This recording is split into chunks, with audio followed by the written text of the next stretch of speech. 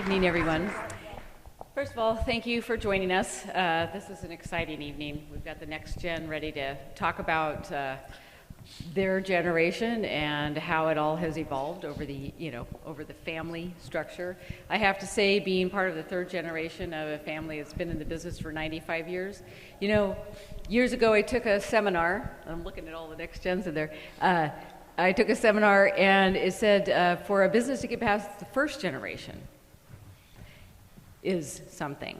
To get to the second generation, there's even less of those family businesses, and to get to even the next generations after that. So I have to tip my hat to first generation of these next gens, and I would love to see what's going to be coming out of the next generation, and hopefully, as we've been laying the seeds at Shelly for our next generation. And I know that it's such a wonderful opportunity to learn from not only our previous generations, but learn about the current generation and what their views are and how they see the wine world. So we're very, very thrilled to share that with you.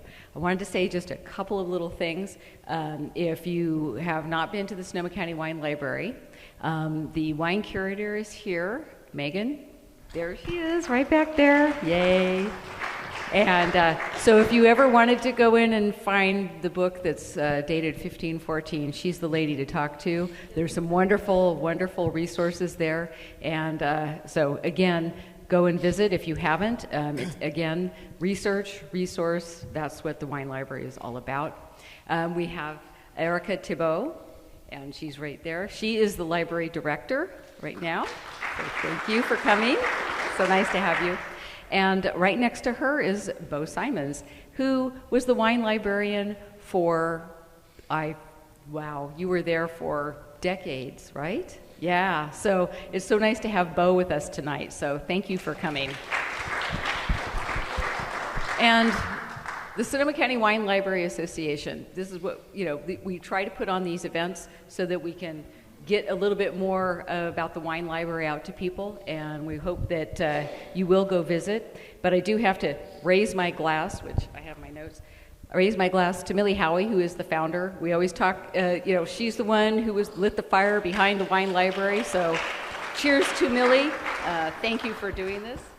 And finally, the evening would not be complete without our board volunteers, who have done an absolutely wonderful job with this event, starting with Jeff Davis, who's right behind me. Thank you. And he's our chair of the visual oral history, so we also have those available for you to view. Sydney, our treasurer, was back helping people check out. There she is. Linda Hooper did a wonderful job with the food and all the setup. Thank you. And Peg. Is Peg outside too? Thank you, Peg. So anyway, Peg Champion is also on our board. So I wanted to thank all of them for all of their hard work for putting this event together. So without further ado, I want to invite the next gen onto the stage. Yep. And thank you, Chris, for moderating. It's wonderful to have you. Thank you very much. All right, guys. Here they come. The next gen is in the house.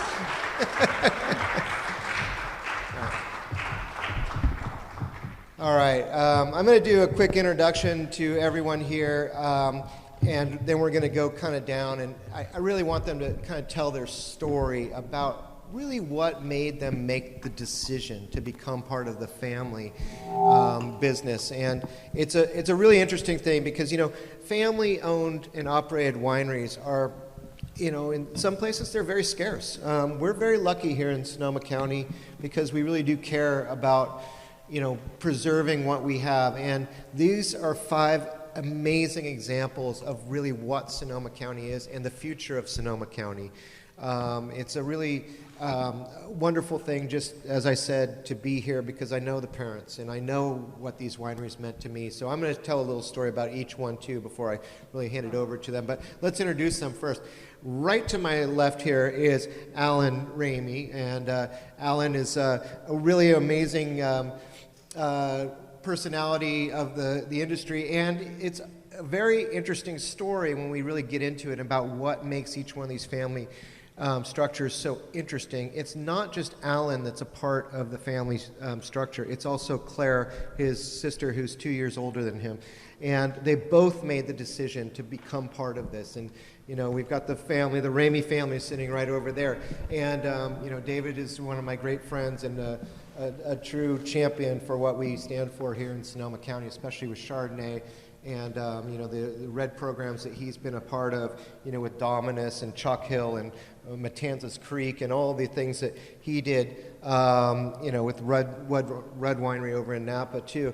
But establishing their own winery in 1996. And I love it because David's also a great University of California, Davis grad.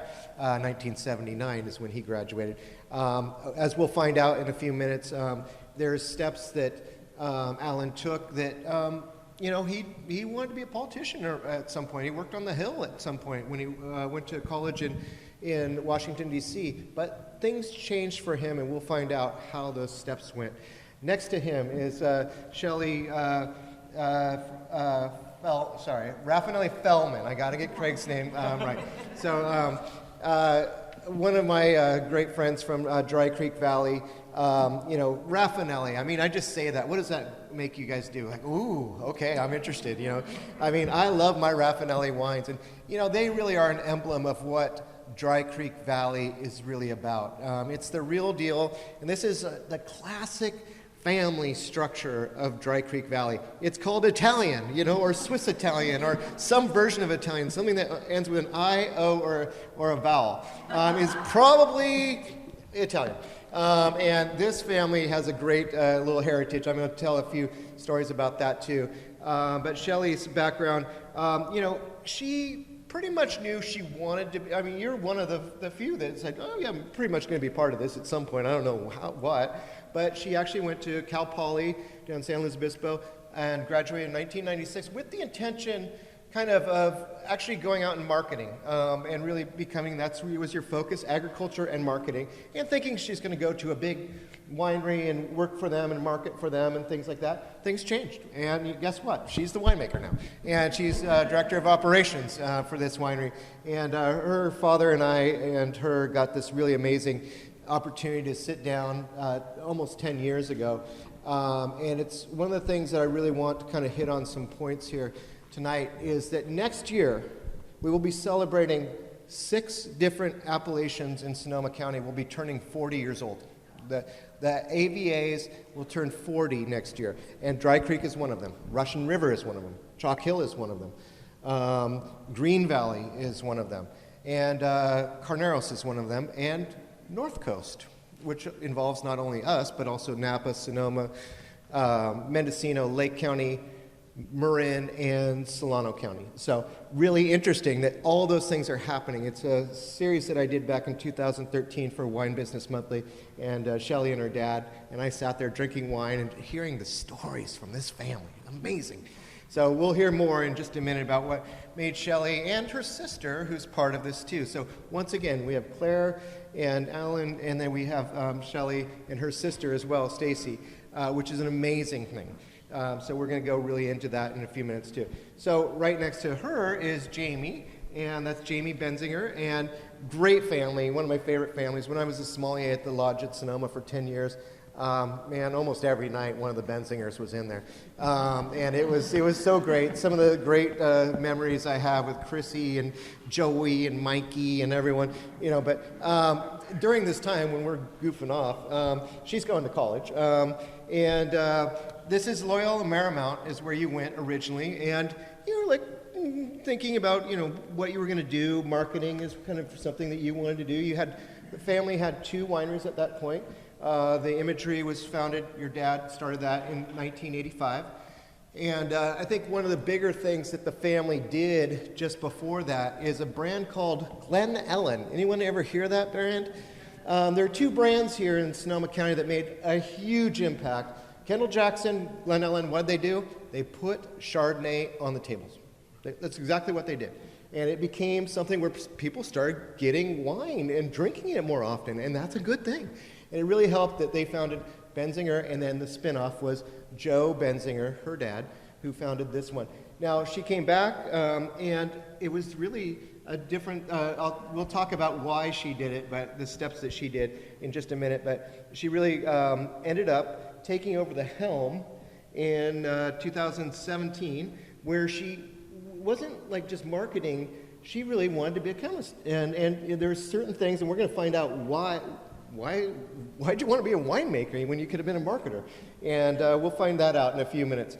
And in 2019, she was named the best woman winemaker at the International Women's Wine Competition, and that same year, one of the 40 family members picked in the under 40s tastemakers list on Wine Enthusiast, and that was awesome.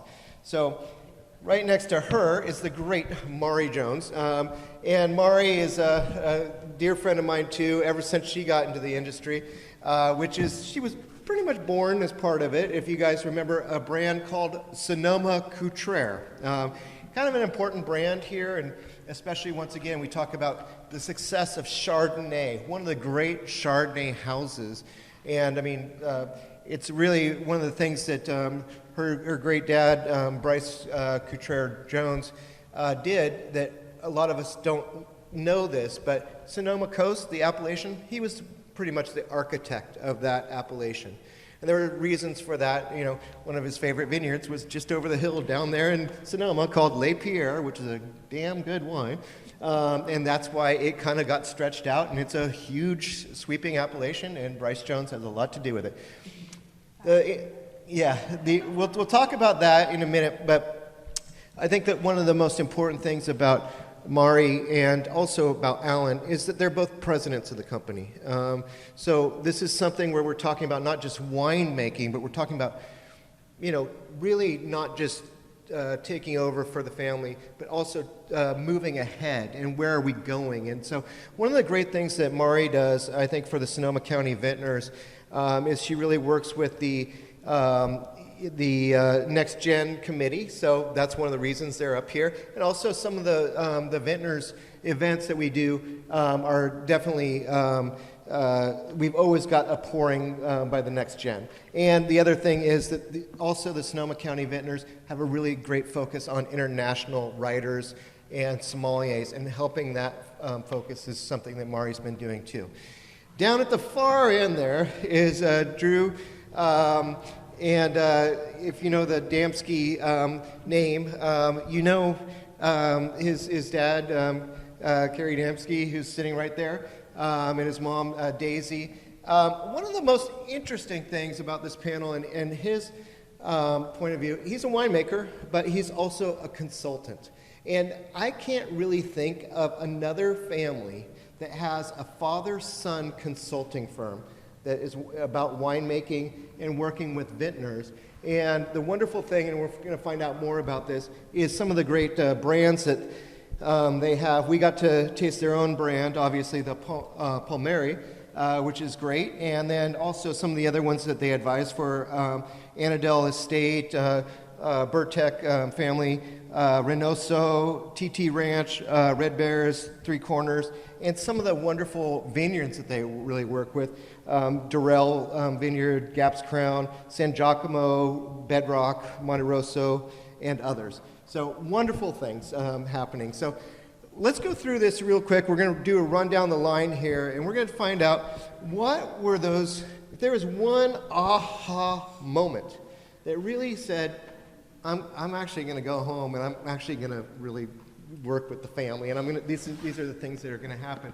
One of the things I found out about Alan is his journey along the way through college was a step that he took where he became a foreign exchange student in Oxford. And this was the year before he really came in and started. But there were certain things that he found out about himself, his palate, and his drive beyond business and where the business angle would really take him. And I thought that this would be a really good story for Alan to tell us. Thank you, Chris. Before starting, I just wanted to thank everyone for coming. I'm one of the kids that went to the library and read a lot of the books over there, and I like books, and I appreciate that this audience probably likes books too, and I want to say thank you because we use them and we appreciate it. So that's what I want to get started with. Thank you. Yeah, so I was born in family business. Wasn't sure if I wanted to do it or not. And I think a lot of times growing up around the family, wine's there and it's always present, and you don't really realize, what that means in context and how that's not normal until you leave. And so I was one of the kids that kept running away from home. I went to the East Coast, and then I went over to Europe, and I kept on moving further away. And I think it wasn't until I got over there where Oxford had a really great wine society and blind tasting team, and then they had these dinners where you could sort of, all of a sudden, for the first time in my life, I could legally buy alcohol, which was, step number one. This is great. And then I realized it was the first time I had to make a real decision about what to buy. And, eventually kids realize, oh, shucks, he's the wine kid. Let's make him pick the wines out. And I realized, oh, God, I gotta actually execute now. What do I do? And I realized that's when I realized it's fun. Because when it's just presented to you, here's a thing that you do in life, and you get the culture and the knowledge and some of the stuff. But when you're making a decision about what to buy and what to think about and what to value, then it becomes interesting. And so that's when I started kind of getting the intellectual twitch. And I think by the time I was a senior, I said, yep, this is it. I want to do wine. And I came back and worked in business. Yeah. That's a great thing. I mean, I love that. And, you started making the decision on what you wanted to drink, too. You were developing your palate. You were really getting the drive in there. And the wonderful thing is, too, that same year, 2013, that you started working for your dad and your mom on the weekends, or the whole harvest, is when your sister graduated, too. So 2013 was a changing point for this family, and it was really a special time. And as it continued on, obviously, we now have both the family members, him and his sister, that are really great. That you run that as a team. What were the steps you took as far as your internships and things like that really helped you along the way? Well, when I joined, I wanted to get a broad education. The first thing I did is I came back and I said, I want to learn winemaking, and I'd like to go to winemaking school. And my dad said, you can learn everything in-house. And so I said, okay, that sure. All right, you convinced me. And I said I should work at another winery, and he said, you'll learn more here than working elsewhere.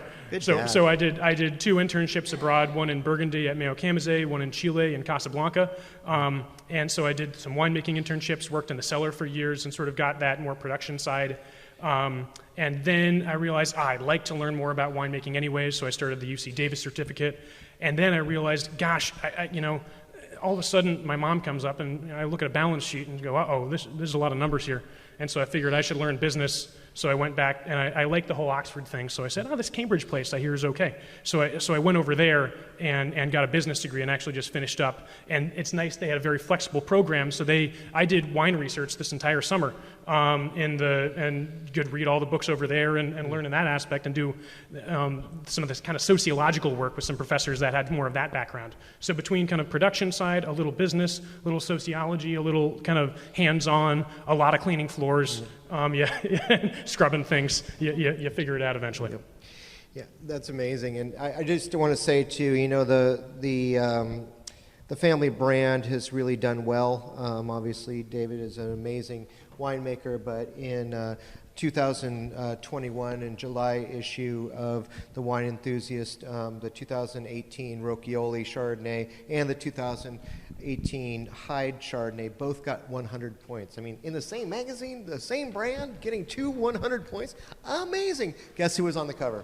Basically, the bottle of one of the Ramey wines, and that's very smart. That's the Hyde Chardonnay was on that cover, and just recently we honored David and the family for the Sonoma County Vintners. It was really something that's amazing, and we're so happy that you're part of this. We're going to get back into kind of the vineyard process and some of the other great things in a minute.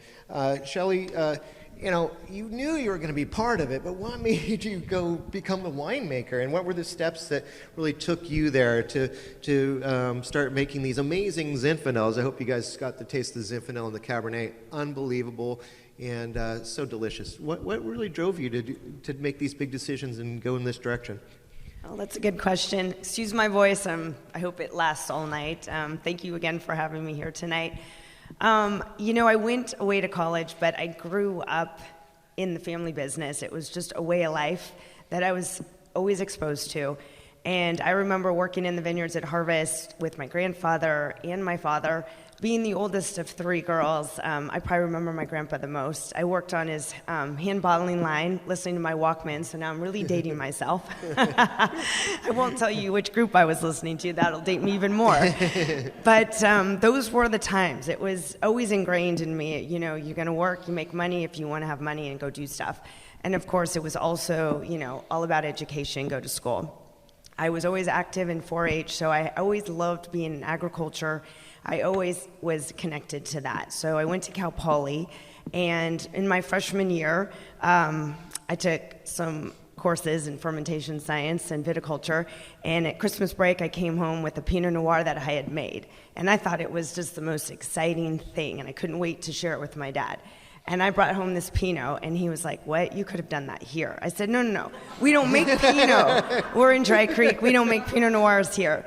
And it was just, like you had said, it's more fun when you do it outside of the family business or you're doing it for work reasons. And from then on, I really kind of connected with other classmates. Cal Poly had a great marketing department, and you were still in somewhat of wine country down there. So when I came back home, I gave my resume to my dad, and we agreed, and I started working then.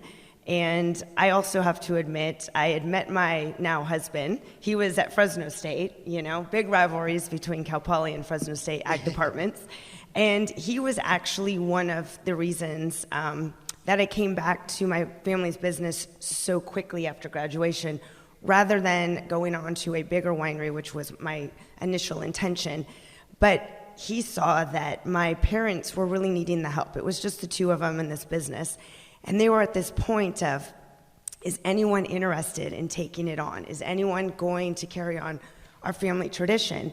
And so because of him, he kind of convinced me to come back to the family business. And I do have to say that was probably the best decision because it gave me a leg up. And I think I got to winemaker position a little bit faster that way. And I've never really looked back. So it's been a good deal. Amazing. Thank you for doing what you did for us. You know, getting into Jamie's story, great family. You have 2 sisters. Your dad started Imagery. You were at Loyola, and there was one time that you came back. You worked a summer. You were basically there on the winery's property right there, and you were giving out tours and then taking people around. And what was that moment that you said, wow, this is crazy. Maybe I want more into this. What brought you here and checked out of Loyola, came to Sonoma State, and started a different quest? What were those steps? Yeah, so I kind of grew up always playing competitive soccer, and when I could, I would go and hang out with Dad at the winery. And then when we were younger, me and my sisters would always be running amok, running through the caves, visiting every employee that had a thing of candy on their desk. But when I started working summers at the winery, pretty much working for free, selling tram tour tickets, it was at that moment that I had guests come up, and they found out I was a Benziger. And they were like, I can't believe you're a Benziger. And I was like, why? Like, this is Benziger Family Winery. Like, what are you talking about? And they were like, oh, we know your Aunt Kathy. How's your dad, Joe? I can't believe you're on site right now, just to be like the face right in front. And it was at that point that I realized that Benziger was bigger than just Glen Ellen and Sonoma. Like, we had a bigger name for ourselves that I didn't realize as a kid. My parents kind of kept us very well grounded. I didn't even realize like what a winery was growing up. My first real understanding and sip of wine was probably when I first went to college and turned 18. But just at that time, listening to everyone else, I knew that I was like, oh my God, why would I not want to come back to this beautiful place and continue my family's legacy and be involved? So at that point, didn't know I wanted to be a winemaker, but I knew I wanted to be involved in the family business. And my personality kind of being type A, my dad was like, well, what do you think about, finishing, business, you can transfer to Sonoma State, do their wine business program, you also have your marketing degree, and then maybe look at, becoming a partner one day. And I was like, I think that's a great route for me to go. So it was at that point I was like, yep, I'm coming back to the family business. So probably when 2008 hit, that's when I transferred to Sonoma State, and then I graduated in 2009. And you also, to really, you took an internship at Gunlock Bundschuh to do marketing, but then the ones that really made the difference were when you worked in the labs at St. Francis, also at Bogle, and then you went to New Zealand to Villa Maria. And so really interesting. You were really becoming a scientist, weren't you? Yeah, and part of that whole process was my family was big on succession planning. Every summer we would have family meetings in the middle of July and all get together. And my cousins and I actually started so that we had internship programs at the winery after we graduated college. And we started to call this internship program the Flaming Hoops of Fire, because every time that we wanted to come back to the winery, because they said 5-7 years outside the winery, work for another winery in a different area to see if you really want to be back with the family business. Every time I would go off site, so I went to St. Francis, worked a couple harvests there, loved it in the lab. I would come back and my uncle would be like, well, did you work abroad? And I was like, well, no, not yet. And he's like, well, you need to find an internship abroad. So I would go do that. So I went to Villa Maria, came back. I was like, Mike, I'm ready. And he's like, nope. He's like, do you have a full-time job yet? And I was like, well, no. And so he's like, you need a full-time job. So I went to Bogle and I worked in their lab there. And then came back and he was like, well, did you work in the vineyard? And I was like, well, no, not yet. And so here I am like, well, how am I going to really hone in on this craft of winemaking, which I knew I wanted to do once I started working in the lab. But he still, made me go outside. I worked for Phil Couturi, working with a lot of organic, biodynamic vineyards. And then finally came back 2015 and had to give my resume. I got interviewed properly by someone who's known me since I was a kid. And I remember just kind of laughing, but like taking it seriously. And I was like, Lisa, like, are you serious right now? I've worked for you already. Like, my work ethic. And she was like, yeah, but I just, we got to go through this. And I was like, okay. So I went through all the proper, channels like everyone else would if they weren't a family member in order to finally come back. But I honestly would not take back any of those experiences. And I have a lot of relationships that I've kept and I've gained along the way. So they've really humbled me and kind of created my work ethic along the way. Yeah, that's amazing. And I want to say one of the great things too about Shelly, for like her grandfather was like the one who he didn't have a license to be a real estate person, but he was getting properties, like kind of getting people that are like, oh, I'm interested in buying some property here in Dry Creek. And he would go, okay, let's have a glass of wine. And the whole bottle's done. And then you take the families over to meet a woman who's willing to sell her property. And these are the kinds of things that your family was doing at the time. The thing that I remember the most about Joe Benziger and something that really he did to really make a big impact in Sonoma County, in my opinion, and it's before Sonoma Valley Vintners and Growers and Sonoma County Vintners came together to form the auction and everything. It was the first time I'd ever seen a person raise their hand and spend $100,000 on a bid. And it was, everyone cried. I mean, because it was like no one had ever seen $100,000. It was for 3 bottles of wine, you guys. And you know whose wine that was? It was for the San Giacomos, and it's because there was no contract ever written. There's no written contract between the San Giacomos and the Benzingers, and it had gone on for 30-plus years of doing that. And they wanted to put that money in because it's that kind of friendship that's built here, and that's the Benzingers. And that's why we're glad that you're a part of this too. Now, speaking of great families, Mari and I want Mari to tell us a little story about when she was 12 years old, but before she does, and I love this story. But you remember, Sonoma-Cutrer was really making a lot of headway there in the 90s, and really the changing point where we start really looking at Pinot Noir becoming real is about less than 25 years ago, and it's really that big planting time right there in 1999 to 2000. It's a huge time, and that's exactly when this kind of purchase, where you're starting to move past the Sonoma-Cutrer brand and looking at some other properties. You had gone to Colgate University, and I know you love Telluride, so you were in Telluride doing your stuff with sports there, and 2012 was when Dad called you and said what? I have a bit of a different path into the wine industry. Mine was definitely more business-minded. My dad called me and said, I think I need your help. And I said, wow, Bryce, you're kidding. But I knew he needed my help, so I wasn't really that surprised. As my mother can attest, he definitely needed my help.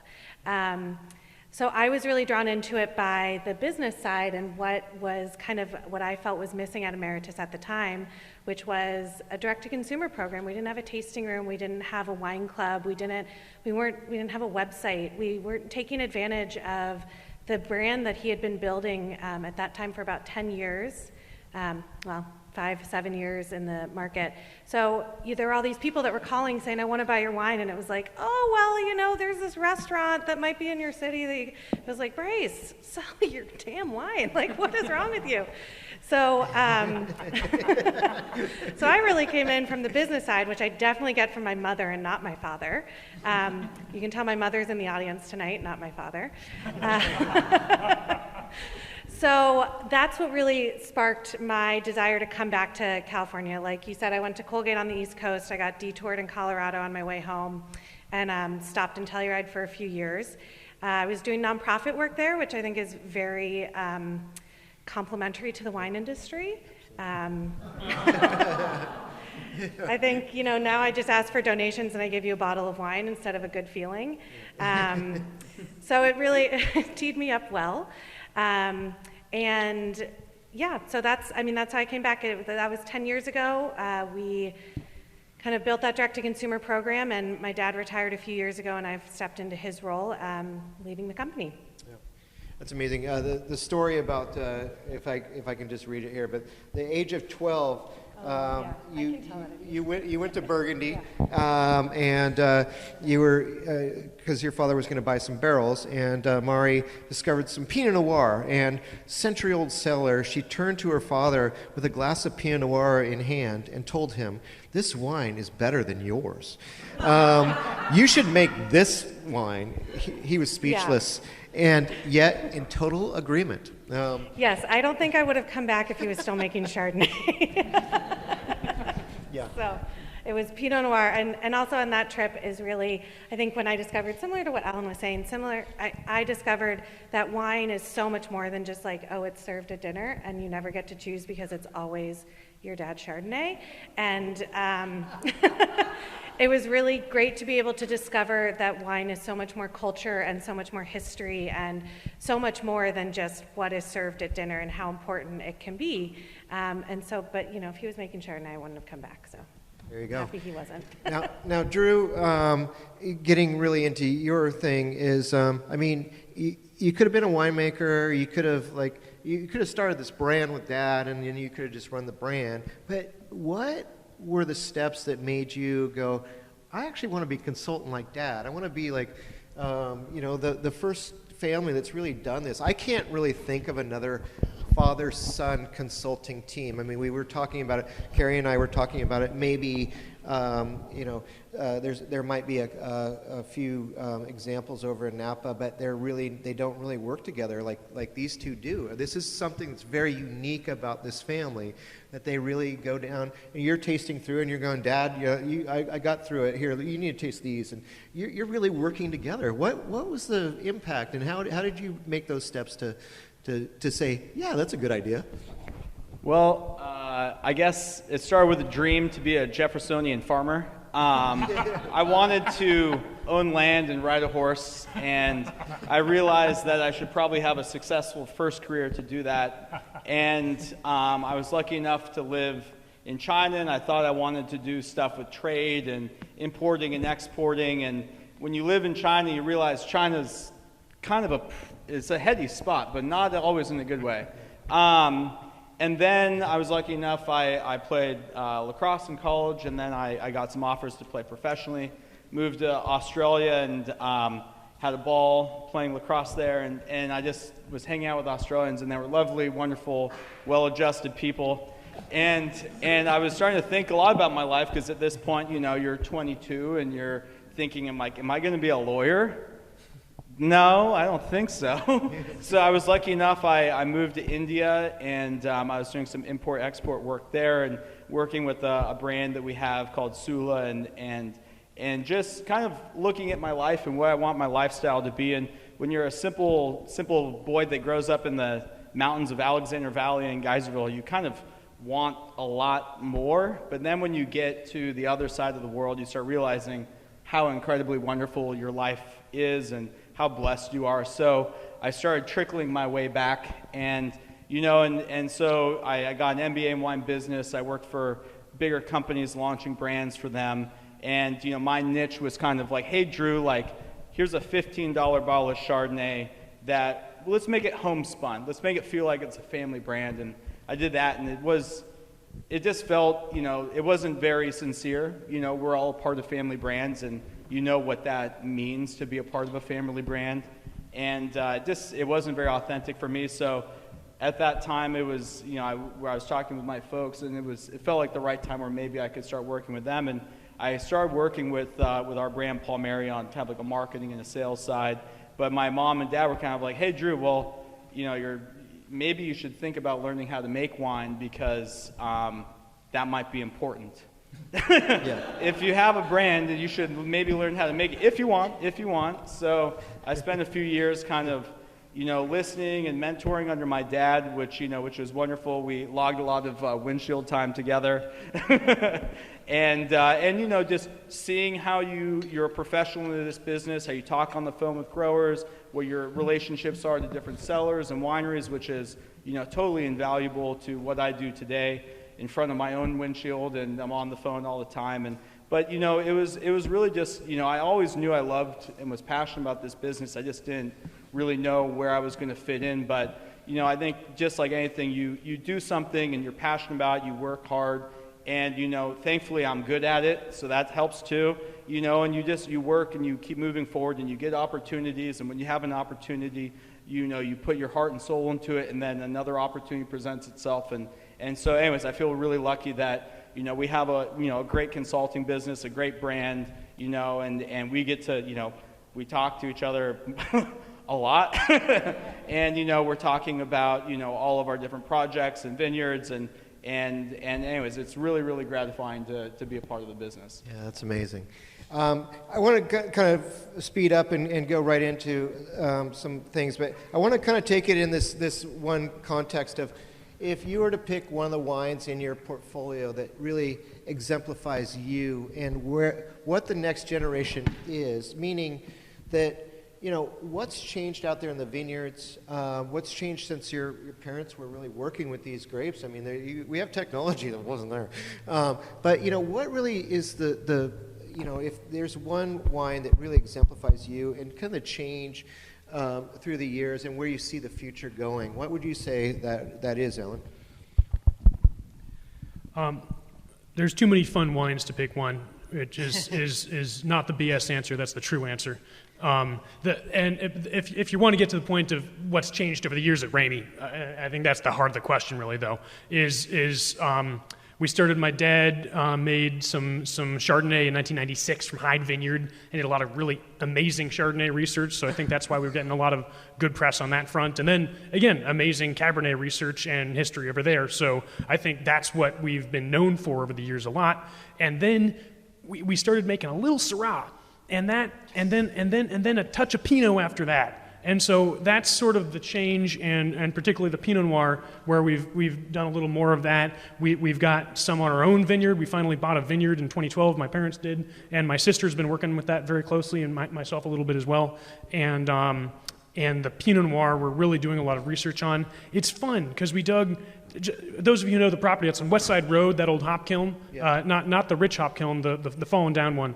And it's we dug 11 soil pits just on the hills, and there was all different types of soil. It was fascinating, and we did. We looked, and it's like there's a 5-degree difference just there in our own vineyard. That's crazy. So it's really fun to be able to explore a little bit more and understand your own site. I think that's what my folks didn't have, because again, we didn't come in with sort of big money. My parents, God bless them, they worked hard and were smart and figured it out. Thank you. And so because that's how they started, then all of a sudden my sister and I are so lucky to have a vineyard. Oh my God. And so that's our fun, is we get to sort of explore this and try things and look at different things and what we might want to plant. And just this last week I saw my sister looking at different Chardonnay clones and what we like and things we've learned from Larry Hyde and other great vineyard sites we've learned over the years. So again, it really is the whole theme of tonight, between reading at a library or looking at your family history. It's standing on the shoulders of giants and trying to learn. And I'd say that's where Ramey's going. That's awesome. Shelly, what do you think? As far as like if there's a wine, that really fits you and the family together and the connection there. Is there one out of the 3 or 4 that you bottle? Do I have a choice? I'm going to say Zinfandel because that's what defined us. Yeah. And also from the fact that my grandfather and my dad helped to cultivate the management of Zinfandel and help to bring it to part of the status that it is acquired today.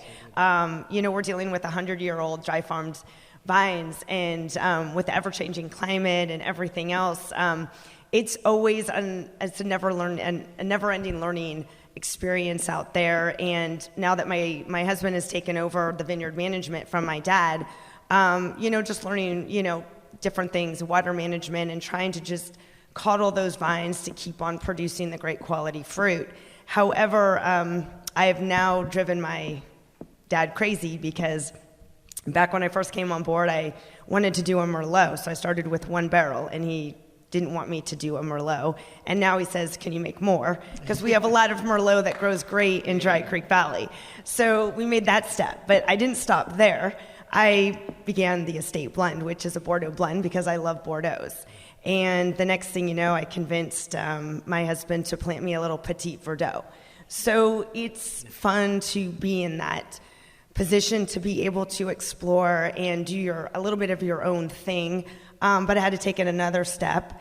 And we had a Chardonnay vineyard that we were tearing out. And I kept thinking, I love champagne. So I finally did it. I made a Chardonnay base, and I sent it off and made a sparkling. And my dad's remarks at the year-end meeting was, we just have too many things in our portfolio. And I was like, yeah, but you got to love some diversity here. So it's been a challenge because we are known for Zinfandel, and that is our signature wine. But I really think it's really important to diversify, and I've enjoyed experiencing new things and learning. That's the wine industry. You never stop learning. Yeah, that's good. That's great. Jamie, one thing about your brand, you have diverse varieties. You make so many things. You guys tasted the Malbec and the Barbera and the Viognier in there, and you make more, don't you? And so, is there one that really kind of exemplifies that you really like and that it's just fun? Well, yeah, I do. I love all of them. I always tell people, it's like having your favorite kid. You can't really pick a favorite. But I would say that there's one for me for white. It's our white Burgundy blend. It's a Chardonnay base, and it also has some Pinot Blanc and Pinot Meunier in it. But it's very true to Imagery, is kind of going outside the box. And we're grandfathered in to call that white Burgundy. My dad used to get hate mail left and right from Napa, from people abroad, you can't call this Burgundy. And Dad was like, well, TTB's letting me, and it's our number one seller. So I definitely think that's a wine that has kind of made Imagery a namesake, is just kind of not adhering to the rules, and kind of coloring outside the lines is what I would say. And for our red, I would say our Super Tuscan Tusca Brava. And I would say only because it marries kind of Benziger, who's known for more Bordeaux blends, and then adds that Sangiovese, which is one of my dad's favorite varietals. And so just kind of, I've been trying to fill his shoes for the last 5 or 6 years, and not trying to do a whole lot of change in the winery. And I've been also, kind of blessed, because when I did come on board, it was kind of right when, because I was talking to my dad, is they used to kind of, what he said, beat the grapes to a pulp. So they would just overwork all the fermentations and stuff. And now in the winery with technology, we have an optical sorter, so being a little bit more gentle, kind of kicking out like any bad things, like during, certain vintages that aren't great, like some of the ones we've had recently. And then, same with, just automation also. So I haven't had the chance to replant anything yet. I think I will in the next coming years. But in the vineyard, looking at ways to kind of mechanize in the vineyard without affecting quality because of some of the labor issues, the high labor costs now, and finding ways where we can use mechanization where it doesn't influence quality or affect the grapes tremendously. Yeah, it's great stuff. I mean, you make great wine, so you win a lot of awards at the competitions we judge. So, I mean, it's very good, and thank you for doing what you do. Mari, if I would say right now, my favorite one is your new white Pinot Noir, but what do you think about yours, and really exemplifies you and the family's brand and where you're going? Well, I mean, definitely that white Pinot Noir, my winemaker and I made that behind my dad's back. So, in a lot of ways, that exemplifies. And it wasn't Chardonnay. Chardonnay. But a similar kind of story to my other fellow panelists. When I came to Emeritus, we were making basically 3 wines, a rosé, and then 1 wine from each of our vineyards. We now have 14 SKUs, still from our 2 vineyards, all Pinot Noir. But I think in so many ways it's just been exploration of the vineyards and learning more about them. As our vineyards age, as we get more comfortable with them, we find little pockets that we get excited about, and we're tasting and we go, oh my God, we have to bottle this clone separately. We were just talking about one of these clones. We have to bottle this elite clone separately. Like, this is too good, it's too cool, it has to be its own thing. So that's been really a fun process, but I think at the same time, I always keep kind of our legacy and our style and our brand really at the forefront of those decisions. Does it make sense for who we are? We are a Pinot Noir producer. We make estate-grown Pinot Noirs. We make classically styled Pinot Noirs. Does it, besides maybe our white, does it make sense though for us to grow Chardonnay? It didn't for us. We mold that around a lot. Or do we plant another white wine to have a white wine? And the answer is always, does it make sense for who we are and our true identity as Pinot people? So that's kind of been our journey of what we do. It's an interesting thing too, because your Holberg, it's an amazing vineyard. It really is. And Kirk, who is your vineyard manager, I mean, you two work so closely together, and your great winemaker too, Dave Latin, and that vineyard, you sell a lot of that fruit too. I know. I was just at Linmar tasting some today, but and I mean, how is it like? You really go through there block by block, and we definitely do. Like, if there really is one, what's the special one to you that you like? I mean, I think one of the newer block bottlings that we've made since I've come on board to make those decisions is the Holberg Ranch Elite, which is a special selection that Kirk, our vineyard manager, brought back from Burgundy in the 90s and started propagating it. And we called it Elite because it had a virus, and we sent it to the Elite nursery, and we just had a lot of paperwork that said Elite. But it actually really is a great descriptor for the wine. It's a really interesting wine, and it's really cool and unique. And when Dave, who came on board with us in 2017, came to me, and we kind of were throwing around all these crazy ideas like white Pinot Noir.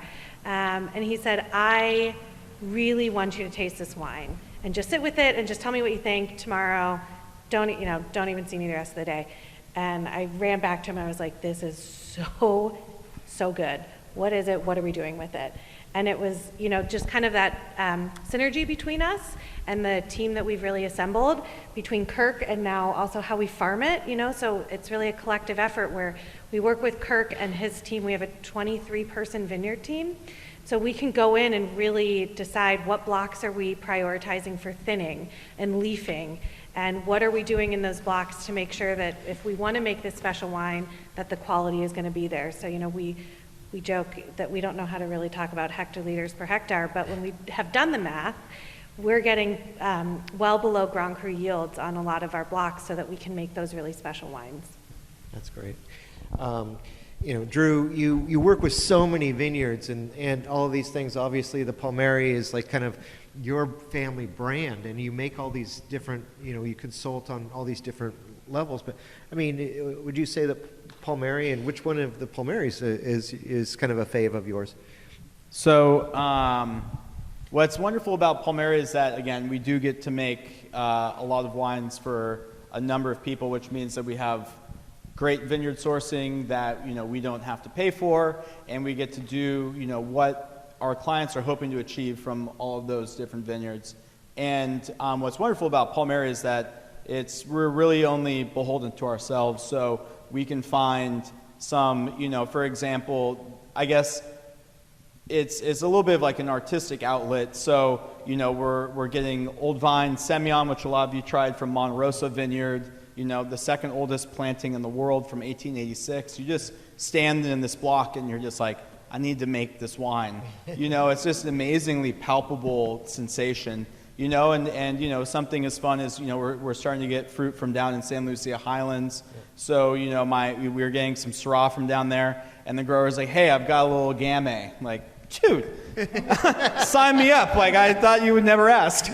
So, it's wonderful to have a vehicle to make wines that you feel really strongly about, but, that also, energize you because, and I love Cabernet. We make a lot of Cabernet. We make a lot of Syrah. We make a lot of Chardonnay. Make a lot of Pinot Noir. It's really fun to go into the cellar and dip a thief into Gamay, and you're like, here are my 3 barrels of Gamay, and that's really, what I guess excites me and keeps me, I guess, with juices flowing and excited, and and there's something that I might learn about this Gamay that might help me with Chardonnay, might help me with Cabernet, and it's just exciting to look at the world of wine through a bunch of different lenses and be able to kind of put your own stamp on it. Amazing.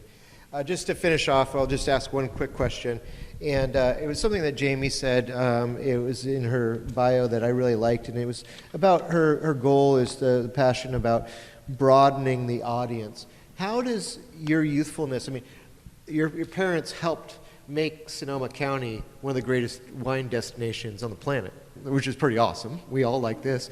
But what do you think, how does youth and where you're going to help broaden the brand, and also what the appeal is of Sonoma County? If you could just say something or a direction that you're headed or what you foresee out there. Tricky one.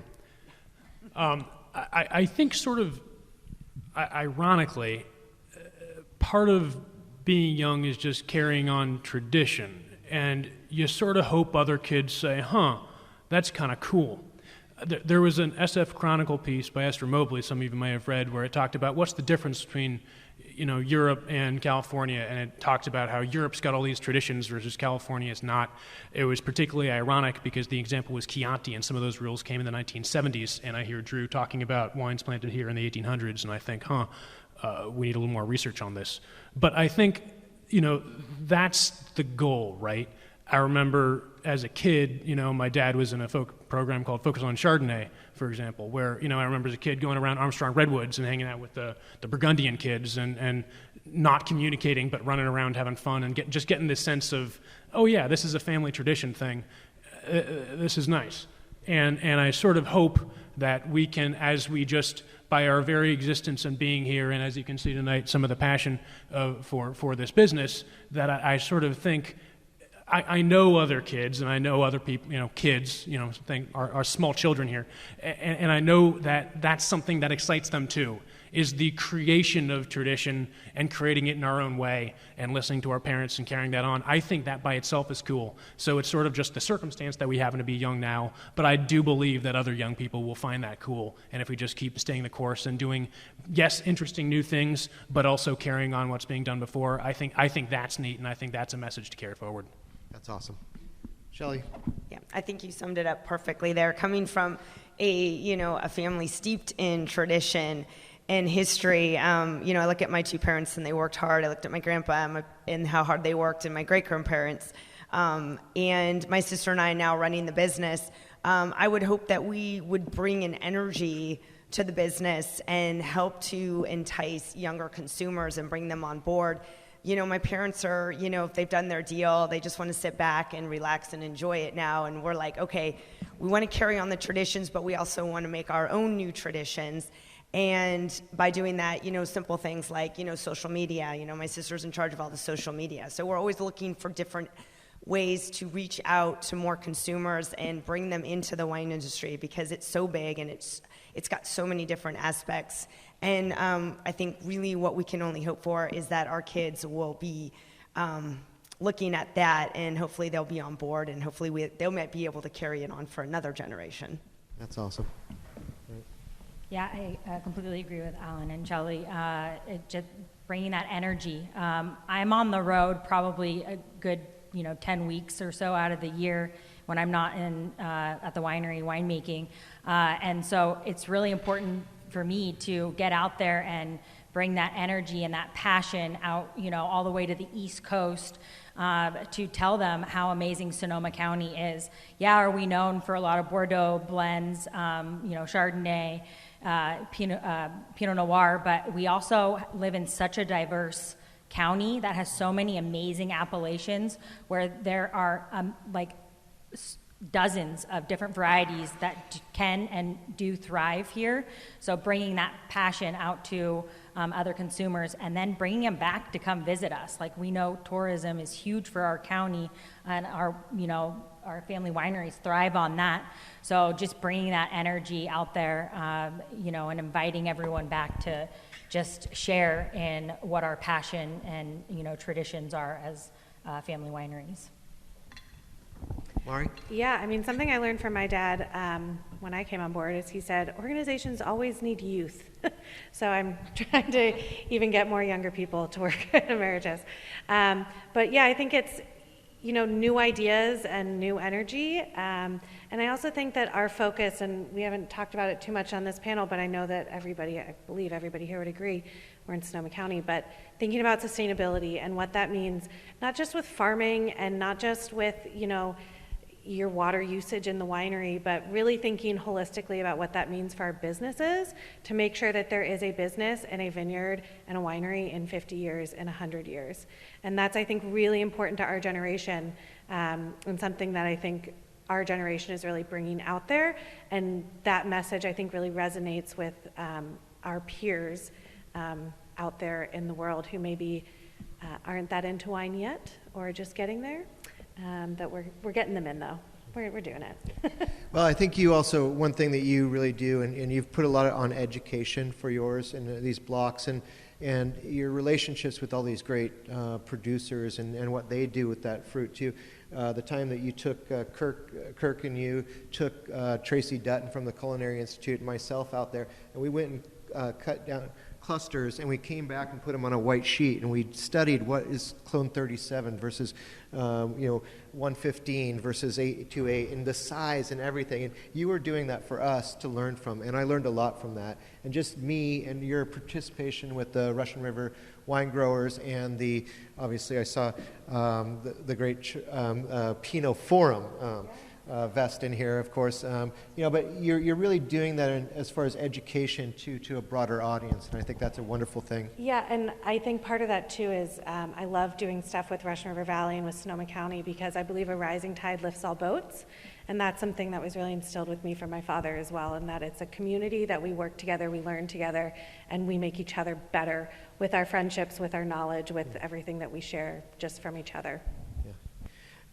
Drew, I just one thing, I was with Reynoso last night, and he said, we're thinking about going across the river and going up on that hill and planting some crazy Syrah and just letting it grow by itself. I mean, what's your future? Looking like, it seems like you're willing to do crazy things. Yes. I told him to plant Syrah. I want him to plant and develop this hillside Rhone field blend. And, I think it's going to probably be, if it was up to me, like 60 to 70% Grenache, 20% Syrah, with a little bit of that Mourvèdre filling in the balance. And I think that would be absolutely stunning.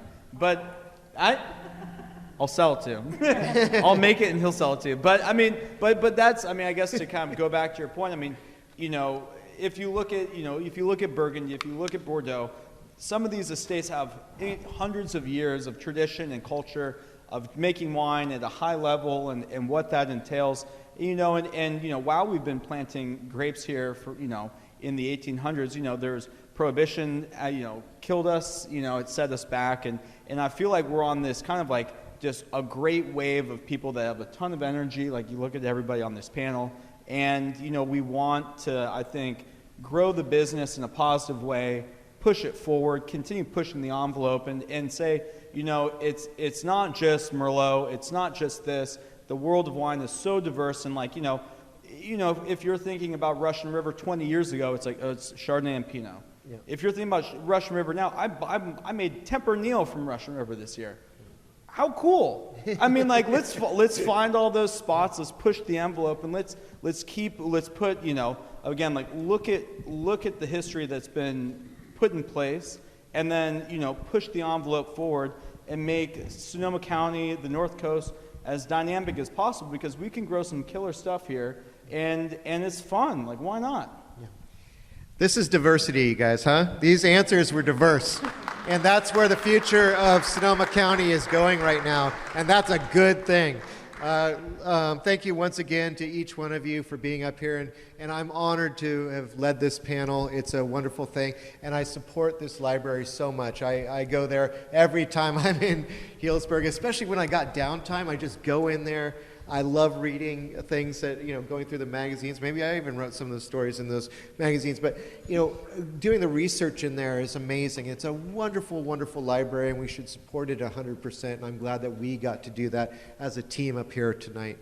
So thank you all for being here. And without further, do we have time for maybe a question or two, Jeff? We got to get out of here at 9, you guys. Just giving me the harsh eye, but thank you so much. You guys could come up and ask them questions. And thank you so much for being here.